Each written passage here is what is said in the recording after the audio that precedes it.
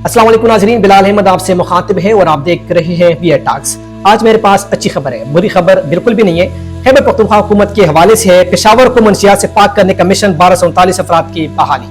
तो आज 1239 अफराद जो कि नशे के आदी थे वो अपने खानदान के हवाले कर दी गई है। ये मनसूबा 2022 में शुरू किया गया था और 2 मरहल के अंदर 2400 अफराद का कामयाबी से इलाज करवाया गया। लेकिन आज तीसरा मरहला था जो कि इस मरहले के लिए 32 करोड़ रुपए मुख्तस की गई थे, जबकि 1239 अफराद का कामयाबी से इलाज करवाया गया।